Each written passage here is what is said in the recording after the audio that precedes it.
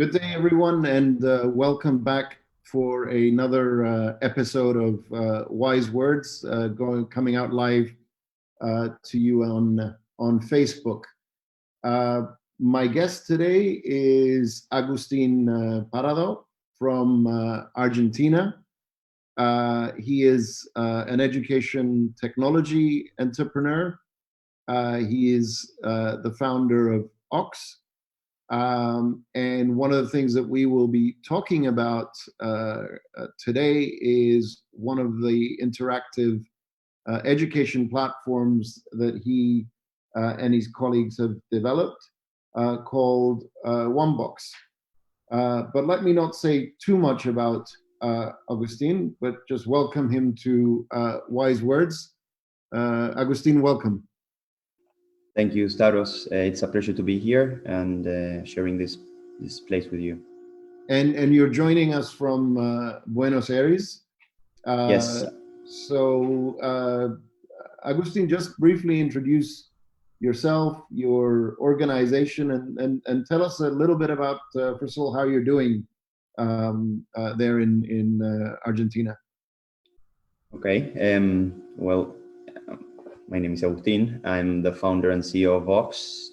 We are a company that started at the end of 2017.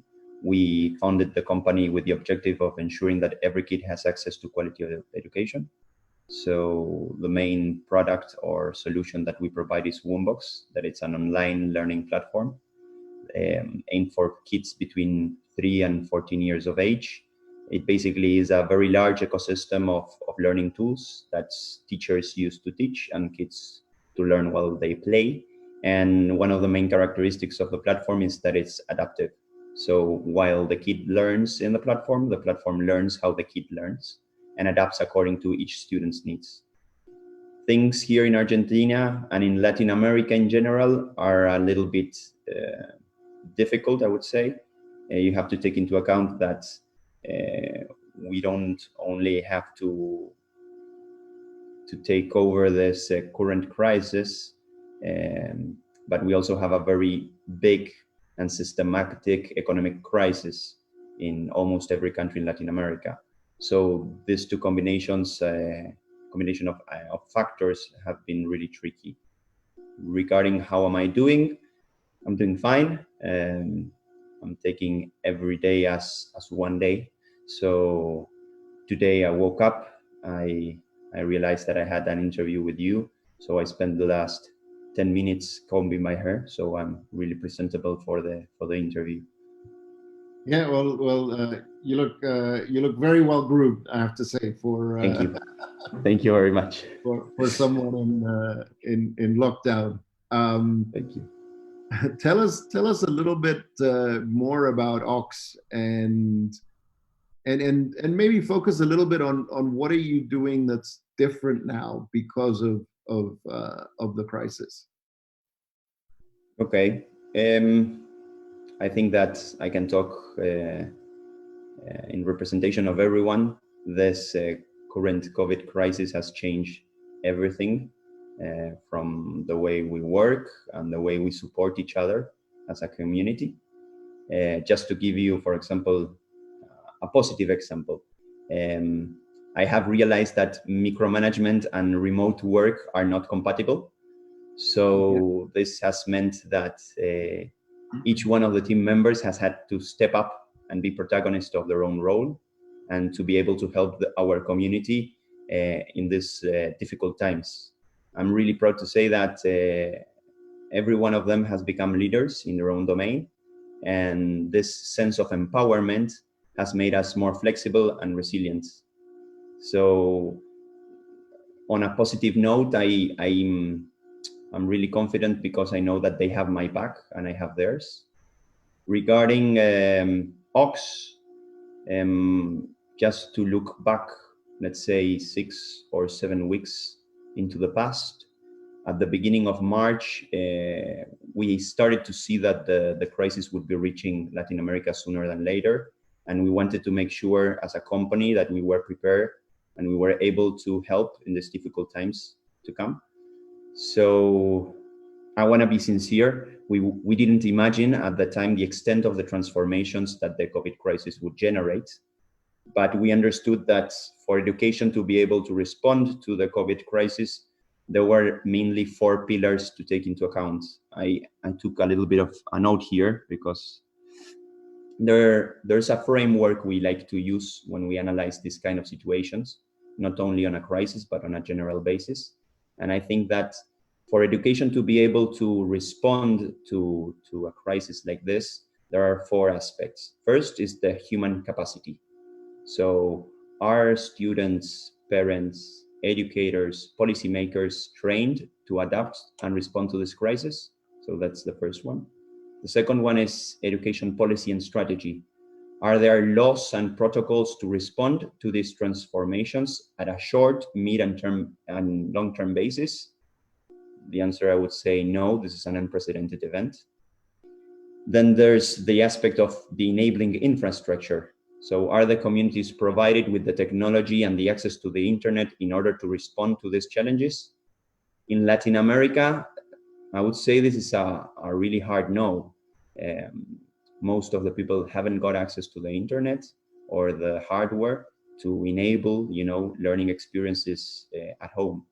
And finally, technology. Are there innovative solutions with proven results available for everyone? So taking into account these 4 aspects, as a company, we decided to try to respond to these questions and ask ourselves, where are we able to give a hand? So we focused on 2 main aspects, human capacity and technology. Yeah. Regarding technology, we decided to open Woombox for free. So everybody could have access to a learning platform in which they could find really valuable resources with which to learn. We have had a great response. In the first, I think, 4 to 5 weeks, 20,000 people joined the platform. So it meant for us a really big challenge, because from day 1 to day 35, there are 20,000 new faces that we need to cater to, help, support, and help mainly. And the other aspect was human capacity. This crisis has changed the way we learn and the way we understand learning. Kids have become protagonists of their own learning. Parents have had to rediscover their role and the importance of how they can enable their kids to learn. Teachers have had to transform the way they teach, and policymakers have had to understand a crisis that it's really profound. So what we decided to do on regards of the human capacity is to start training and providing free training for the different different roles that take into account in education. And we have had really great response. We are providing every day at least 1 workshop to train on a different aspect. And on average, we have more than 100 participants. So I didn't do the maths for this interview, but I'm confident that we're over the 5,000 participants already. It's not an amazing number, but people find that this is really helping them understand how to cope with the challenges ahead. And tell me a little bit more about the platform and about the kind of training that you're providing. So I mean, gamification, I understand, is a kind of key feature of what you're offering. Yes. Speak to that a little bit, and then also speak to the kind of training that you're providing. Are you providing training specifically for your platform, or is it a more general kind of training for teachers and others to benefit from online technologies? That's a great question. Regarding gamification per se, when we started designing our first tools, I'm talking quite some years ago, we understood, and there's a lot of studies regarding this, and I think they are better on explaining this aspect. But if you have a kid that is engaged, and there's a lot of motivation, happiness, and different feelings when studying or learning something new, then that learning is more powerful. It stays for longer and it's more significant. So why is gamification a good ally in this context? Because if used correctly, and it's not an easy thing to do, you can really amplify the learning experiences of not only kids, but also the teachers, the ones that enable the learning. So we have been learning quite a lot for the last 10 years on how to find the right amount of gamification to empower or enrich the learning experiences. Regarding training, we have been working for more than 10 years in what would be the training of different roles in education, not only teachers, but also parents. We work a lot with families. And we wanted to make sure that in order to be able to enrich the learning experiences inside the platform, we had to have a broader, understanding of the ecosystem that needed to take place. For example, our platform, it's an excellent combination with video conference tools such as Zoom or Meet. So what we try to do is broaden our spectrum of learning, of teaching, and we tried to cater to different spaces. It's not the same to talk to a rural teacher in the middle of the mountains to a parent in an urban house where they have connections to the internet. The topics, the tools, and the way we engage with our students, it's going to be quite different. So we're trying to adapt according to those different situations. Okay, and so does that mean that Woombox has a kind of offline version to it? Is that the implication there? Have I understood that correctly? Sort of. I'm gonna say sort of. On our beginnings, and it's still this way, we have worked quite a lot in rural areas and also in urban areas where there is no access to resources. So from our start, we had to think in these two kind of ways, online, offline.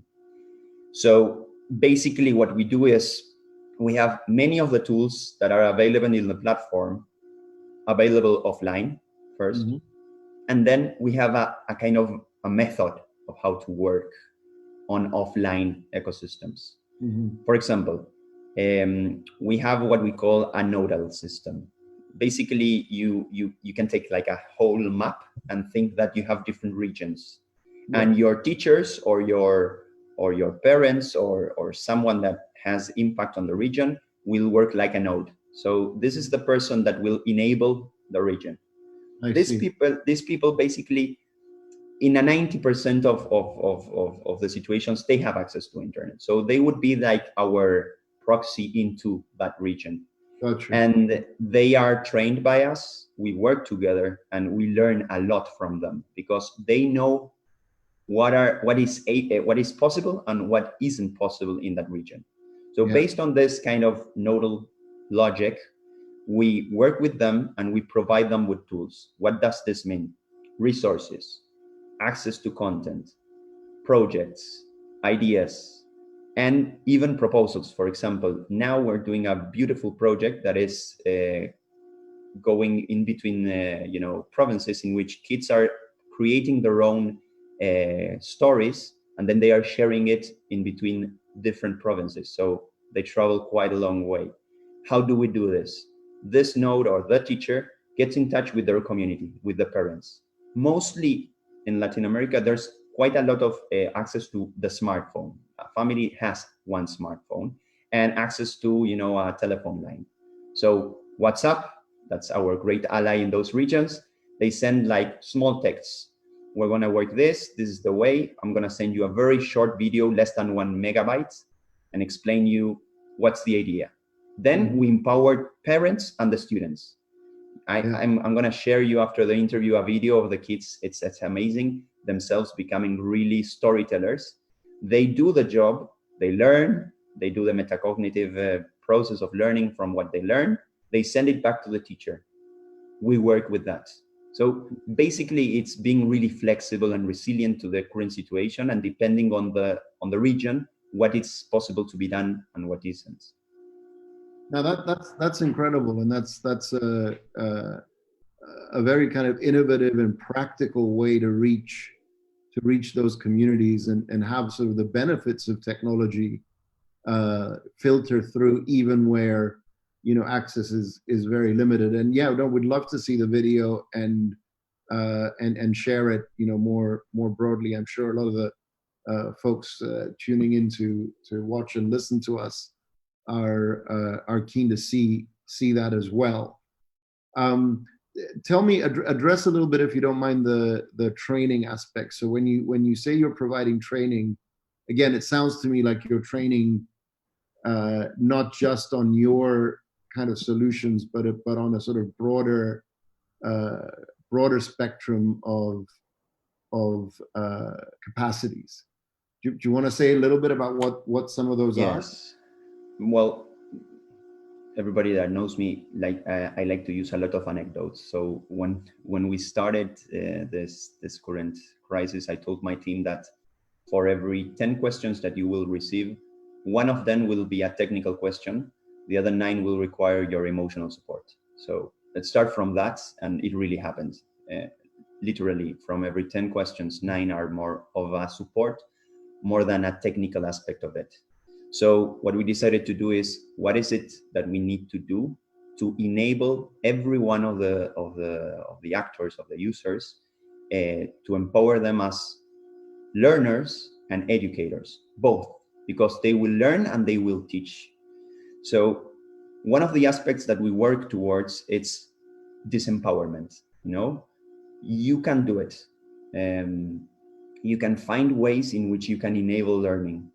And part of the training is talking about how does this work? Because, if you stay on a very theoretical panel, it's difficult to then translate it into actions. So, for example, I'll give you a nice example that has been really significant in my life on a personal manner.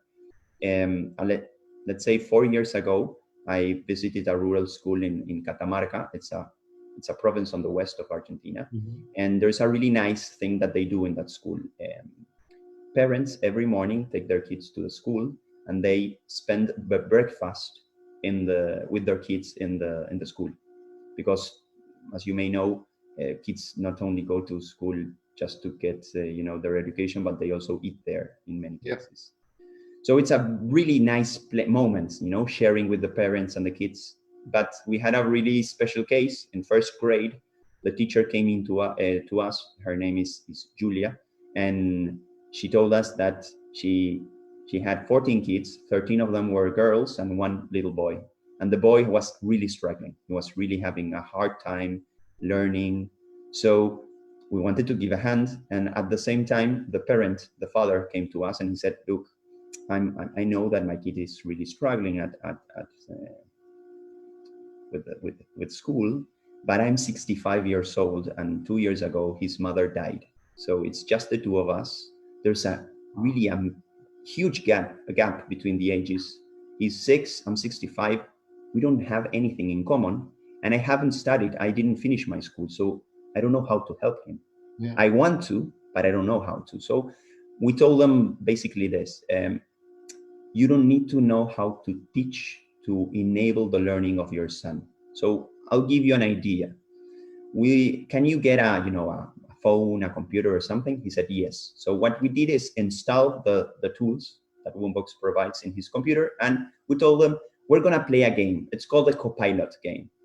Mm-hmm. What does the Copilot game mean? Basically, the kid is the driver. Think about Dakar, no? The driver has the decision. He takes the car wherever he wants. Yeah. What does the Copilot do? He helps him navigate. That's basically what he does. Yeah. So you won't give him the answers. You won't tell him how to solve the games.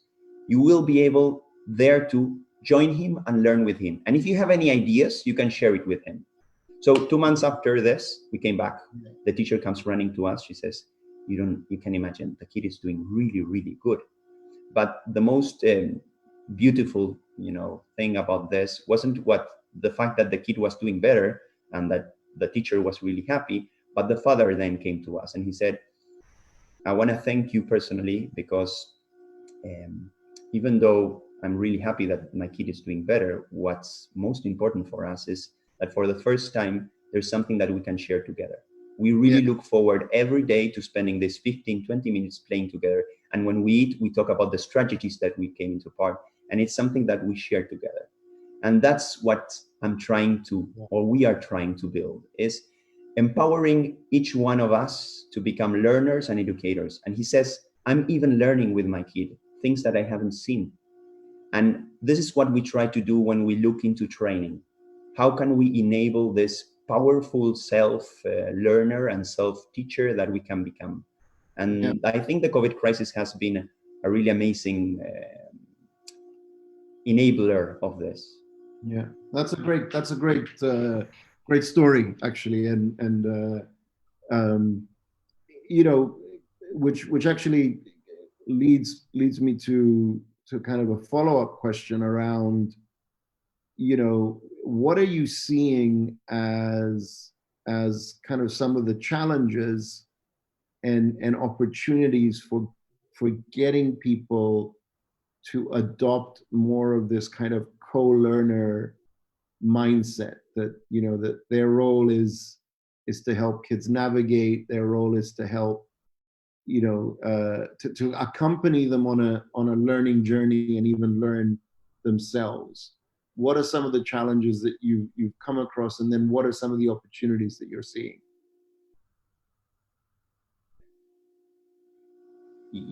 I like to spend a lot of time inside classrooms. I think it's one of the things that I like the most. You go into a classroom, you find 9-year-olds and you say, now we are all astronauts.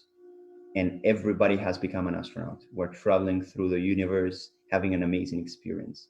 Mm-hmm. I think that as we grow up, we tend to lose this playful kind of learning space. Mm-hmm. And that's where those kind of difficulties appear. For example, yesterday I was talking with a psychopedagogue, and she said, I really like the way you treat me. Like every time that I go to my kids and I ask them, how do I make Zoom work? Like, Mom, you should have known this. And it gets really tricky. And it works the other way around when you have a little kid that sits down with their parents and they start getting really nervous because, 3 + 3 is 6. And they start, to get nervous. And I understand why this happens. It's easier to be flexible, patient with one that is not inside of their home. But on the other side, I think that if you go back into the basic concept of playing and playing as a powerful learning tool, then this changes dramatically, because if you're playing with your kid, the expectations of reaching the objective of the learning is not the end, but just a consequence of sharing a nice moment with your kids. And the same way works around.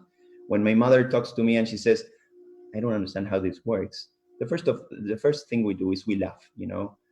I've told you 1,000 times, it doesn't matter. We're going to do it 1,001, and it will take as long as it takes till you reach it. And once you laugh, you go into a different kind of mode. The other one is learning better. You are less stressed. And this is quite a powerful learning experience because it's not only about learning, but about sharing. And this discovering is done together. So the first thing that just to summarize, I would say that one of the main things is this tension that is building up in every learning experience in which we need to make the kid learn how to add or how to write a word. And if it doesn't work, we start getting nervous. So let's take that out. And this is the opportunity. What I'm trying to provide in this interview is take out the objective for a little while and just play with it. Explore, learn, and you will realize that you will also be learning, not only the kid. And I think that's an amazing opportunity. Now that we are inside a house sharing 24/7, if we don't play, we're going to start getting a little bit, mad. So I think it's good. Yeah. Yeah, no, that's interesting, and I've long believed that, you know, gamification and gaming in general is sort of an underutilized resource for learning. I mean, we I think are accepted very easily for very young kids, but the older we get, the older our kids get, we consider games to be trivial and and not serious, and therefore we tend to discount them as potential tools of learning. Is that so? So tell me a little bit about Woombox. I mean, you go up to, I think, up to ages 14, right? Yep. In terms of kind of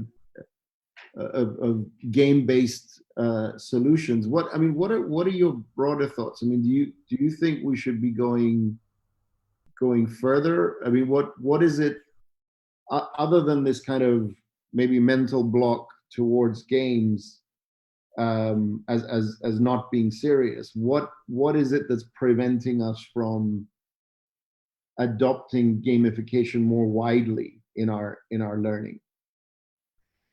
Well, that's a really tricky question to answer, but an interesting one. The first thing that I would say, it's okay to be silly once in a while. Uh, just to say that. Regarding gamification and playful learning, I think it's possible at all ages. Yeah. I'm not saying just 18 years old, 20, 30, 40, 50, 60, 70, because there's studies that prove that while we play, learning is amplified. So we have the theory and we have the studies that prove it. Why not use it? And I think the biggest challenge is finding the medium. It's not the same way to play with a 5-year-old that to play with an 11-year-old, with an 18-year-old, or a 35-year-old. And this is one of the challenges that creators need to tackle and understand. And this even becomes even more dramatical when you go into a small age. From 5 to 6, it changes a lot. So it's not the same thing working with a 5-year-old than a 6-year-old. So, for example, we have bootstrapped as a company, and much of our work to be able to reach the rural areas has been working with corporations, training companies. And we have developed a lot of different learning tools, even MOOCs. We have a really amazing MOOC in Edtech that has had a prize. And what we have never discarded was the playful learning. But it's not the same with a 5-year-old than a 30-year-old. For example, I like to use a lot simulations when we talk about older kids. For example, there's a really nice simulation that we made for 16-year-olds, 17. And basically what we wanted to work is different aspects of the environment and the way we can do better. So basically there was a small video that we created in which there was a fictional governor that filmed himself and said, look, we have a really difficult situation. We are spending a lot of energy. We need to make our buildings even more efficient. So we have schools, we have hospitals, we have houses. How are you gonna help us reduce the impact and the consumption of energy? So the kids become, consultants. Yeah. And once we just put the rules and the context of the story, they took their hats. As I told you, in 3rd grade, they became astronauts. These guys became consultants. They were really serious. They started even changing the way they spoke. They started using, more academic language when they spoke. And when they started working, they were role playing. Yeah. They were playing, and it was amazing. You can imagine in 3 meetings of 2 hours, the kids learned so much. Yeah. And when it ended, they realized, and we're talking about an age where, a lot of things are happening. They don't want to play. They are against, adults, but they were loving it. So I think it's also about finding the way to play. Yeah. I think that that would be important. Yeah, no, that's again a great example, and of course, yeah, I mean, again, it's interesting that we change the word, right? You use the word simulation, right? Yes. Suddenly, it becomes a serious exercise. I mean, you could have used the term play acting, right? Yeah, Right, or role play, I and agree. you know you reframed it though here. No, we're going to simulate an important challenge and an important uh, problem, and then we're going to have learn about some of the solutions to as a medium. And yeah, that's I think that's really interesting that you when you reframe it in this way, then suddenly it stops becoming a game, and it acquires the status of a more serious exercise, even though at And heart it's still a game. yes, and it's also good to say we're playing a game. For example, in this MOOC that I told you about a little bit before, the first the course started with this. It was an interactive video in which you received a call, and you could hang up or just take the call, and you could hang up. And most of the people hanged up at the beginning, and it went into voicemail. And the voicemail was a funny thing. It was like, sorry, I'm really busy. I don't know who you are, but if you convince me, I'll call you back. And everybody was laughing. It was a joke. And being able to play and explore, we can become kids again and play with it. And I think it's good to keep on exploring the way we can play and learn. It's very powerful. Yeah, no, absolutely. um Agustin, let's change tack a little bit now. As you look out, you know, beyond sort of COVID-19 and the crisis, and look, I hear what you're saying in terms of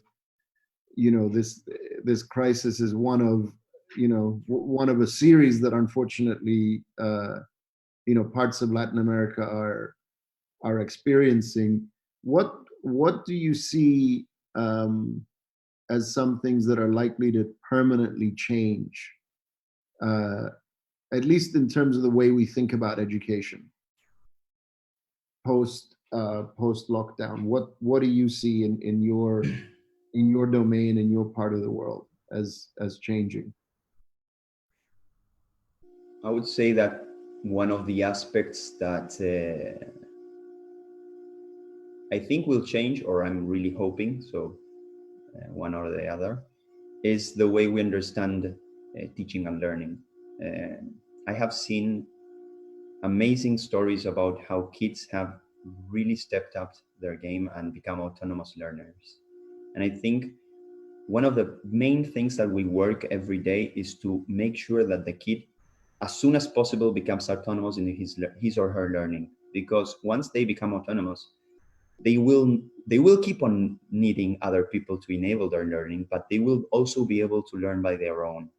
And because parents are at home but they need to work, kids need to find their ways to develop this set of tools. We call them like a toolbox. And it's amazing how far they have come on these weeks. And the other thing that has happened regarding this is that adults, us, have understood that kids are really more able to learn that we sometimes suppose they can. And that's not an understatement. And if we really understand that this is happening, I think that educational systems will start to change the way they address learning for the kids. That would be the first thing.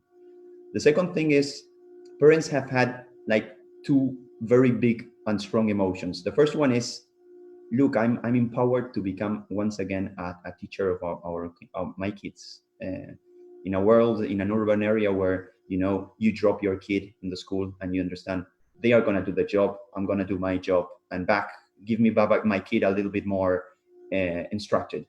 And they have rediscovered that kids don't learn just at school; they learn 24/7. And if we do just small things like caring and showing that learning is important, it goes a really long way. On the other side, they have discovered that teachers are very important. Like, they hadn't understood how difficult it is to educate a kid and make him or her learn. Considering the heterogeneity that this means, you know, every kid is different, needs different things, and you need to cater emotionally and practically so many different aspects. So I think that as a community, we started to value more teachers, understand that their role is key. I would say even as key as health practitioners nowadays, because they are building the structure of our society. The future is on their hands. They are enabling these kids that will then transform the way we live. So I think that the other aspect is that the different players that come into account when we talk about learning have had a very important experience. I'm just saying, like, we are, this COVID crisis, just to make an analogy, would be like waking from a dream. You know, you, when the first 2 minutes you remember it really vividly, but if you don't talk to someone and you don't tell it or write it down, then you forget it quite immediately. I think I wouldn't choose ever to go through this, but as it is happening, we need to make the most of it. And what does this mean? We need to dock down, we need to talk and to address it now. What is it that we have to change in education to take a step forward, to transform the way we learn and we teach? I think this Reimagine, you know, the WISE event on last year, it was really on this topic, you know. How do we understand human beings? How do we enable their learning? How do we change it? And if we don't do it now, I think most of the transformations could be lost. So that's my concern / opportunity when we talk about this. What are some of the thoughts that you have about what specifically we ought to change in terms of how and what we learn? First of all, we need to make more when we talk about kids between 0 and 5. For example, here in Argentina, it's a taboo to teach them how to read and write. These are golden years of the kids. They are sponges. Their brain is so malleable that they can learn so much. So I think one really good measure is redesign those first years of education and let the kids explode in their learning. Give them tools, enable autonomous learning. You can see that when you see a kid with, you know, games, physical games or interactive games, they do so much learning. So enable that, give them as many hours as you can. While they play, they will be learning. The second aspect is potentiate this autonomous learning in every level of education, not only between 0 and 5. You need to have spaces in which kids don't go to a specific class. They just work on what they need to work on. So if I'm really struggling with this, then you have 2 hours every Friday to sit down and learn the way you can. We'll give you the tools. We will enable the space, but kids will be autonomously learning. I think that would be really, really amazing. I think that those two examples they look like basic examples, but it changes dramatically the way we design the spaces, we design the way we teach, and we train our teachers and our teams to enable. The peer-to-peer learning, for example, is something that is really underused. Yeah. And it's amazing. I tell everybody this same story. I was one day at a class, I was teaching a concept that for me was quite simple. I think it was adding. I'm not sure what it was, but and I really like to cater to every one of the kids. So we were 28 and there was one kid that couldn't get it. And I was like really breaking my head, like showing different ways to construct that concept. And in a simple moment, one of his peers just said a really simple colloquial phrase. It was like, you know, very peer-to-peer kind of phrase. And the kid said, ah, and I was like, boom. I have been spending the last 5 minutes trying to teach this kid something, and his peer said one phrase and he understood it. Yeah, yeah. So if we don't start enabling peer-to-peer learning, we're losing a lot of learning opportunities. Yeah, and I think it's important here to emphasize. I'm trying to connect perhaps the dots between your earlier point about autonomous learning versus and peer-to-peer. Autonomous doesn't have to mean isolated, right? I mean, we're not talking about atomized learning, meaning that you're there just on your own and secluded. Autonomous essentially means in your own time, at your own pace, but being able to draw on your peers as well as your teachers and your parents for support and guidance when you need it. Am I right in thinking that's yeah, and it's really common to mix those concepts. Yeah. Human beings are social creatures. We need to interact with each other, and this is something that I tell kids. If you can solve a problem, that's the first step of knowing the concept or the skill. If you're able to teach it and explain it, then that's a whole new level. Yeah. So enabling spaces in which the kids are able to teach their peers and explain and construct, it's a whole new level of learning. And there's too few experiences and instances in which this happens. Too few. So if we are talking about peer-to-peer, we need to empower the kids to learn at their own pace and help each other. It's amazing. For example, at this time you will understand that I give a lot of examples and anecdotes, but there was a time in which I was in a class and they were playing and learning, and the teacher told me, look, this is the first time that I do a class with one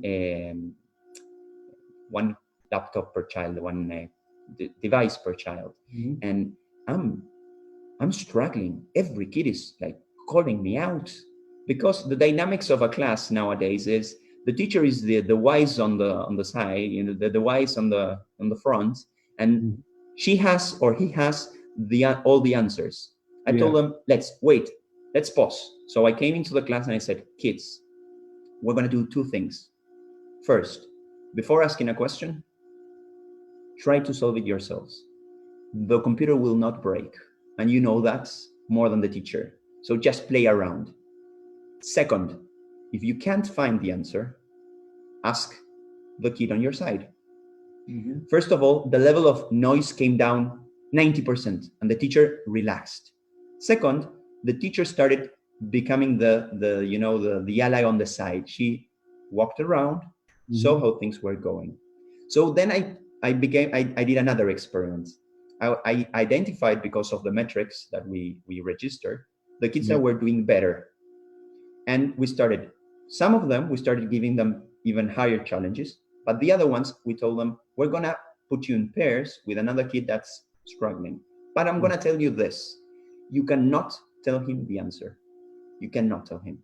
And it was amazing, because the kids changed the way they sat. They started doing like this, like, okay, let me help you. So they changed the way they even acted. And they started, doing this peer-to-peer learning, in which they had to struggle a lot in not to say the answer, but find a way to explain it.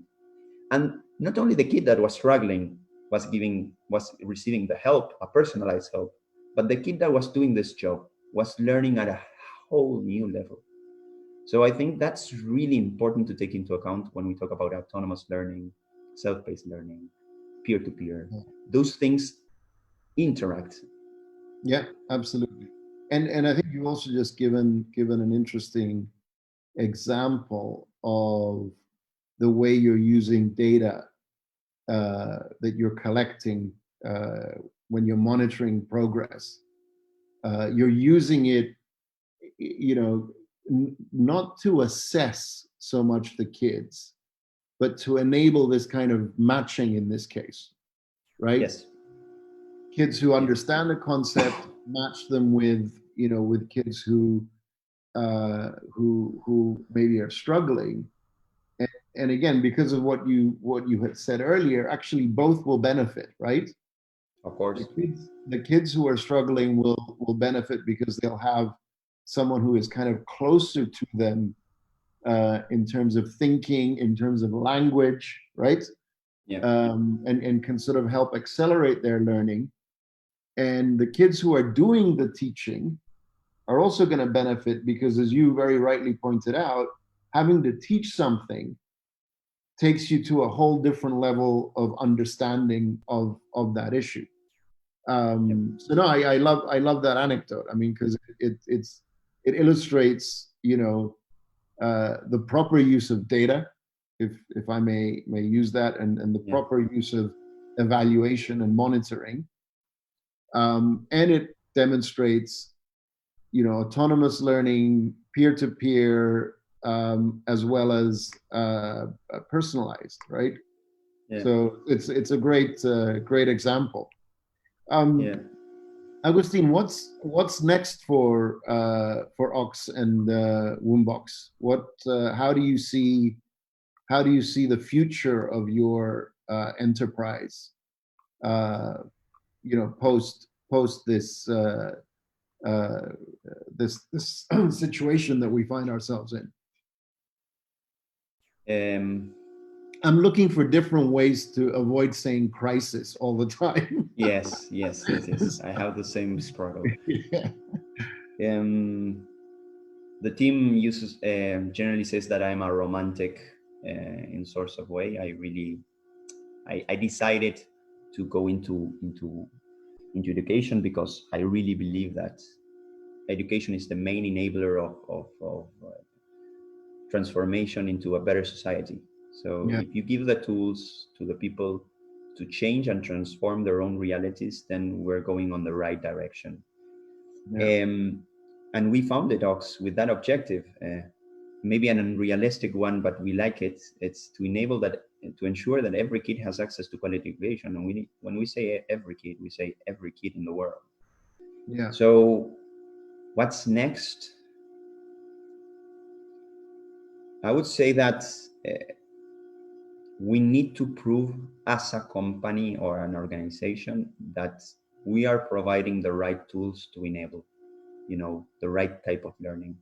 This is a very tricky question for everyone because it means to look inside and see what you're doing right and what you are not doing right, and understand that if we tell kids that it's right, it's great to be wrong, because when we make mistakes we learn. We need to show them that we are able to do the same, and this is something that it's kind of a mantra in Ox. You know, what is it that we can do better? How can we make this better? How can we enable our users to learn better? So if I'm looking into the future, I would say that we would like to reach more kids first. That would be the thing that keeps me awake every day. You know, I'll tell you with a lot of happiness that we reach 20,000 more people, but that's nothing if you take into consideration, you know, the whole world and what you need. So reach even more people, and make sure that we can really work as a network to enable this learning infrastructure, and to make sure that we can become even better. I really think that what we're doing is changing people's lives. We want to change more people's lives in a better way, and for that we need to keep on learning like everybody does. Yeah. So I think that's the direction we want to take. Work with organizations, work with governments, work with other companies, and make sure that every kid has access to quality education. Well, I think that's an aspiration that all of us who, you know, are involved or in some way affiliated with education share. What's the best way, Agustin, for listeners to find out more about you and about the work that you do? How do people find you? Well, you can find us on you know, the social networks. Instagram is one of the ones that we use most. and it's Ox Education, OX Education. The other way, it's you can send us an email. We would love to chat and find new ways. An email is ox at oxed oxed.com com.r for Argentina, AR. I think that talking and building together is the way to move forward. So we would love to chat with everyone that's interested in building towards a better future. And education is key for that. So we would love to. Agustin, it's been a pleasure having you on Wise Words. Keep doing what you're doing, and I'm sure this won't be the last time that we chat about education, about the great work that Ox and Wombox is doing. So thanks for being with us today, and thanks to everyone who tuned in to listen to this episode of Wise Words. Thank you very much, Stavros. It's been really a pleasure talking to you, and thank you for everything and the Waze community. It's been really helpful, and we have been learning a lot since we started working with you. So thank you very much for the opportunity. It's a pleasure, and it's only because of folks like you that we exist. So it's a mutual relationship in that sense. Okay, thank you so much.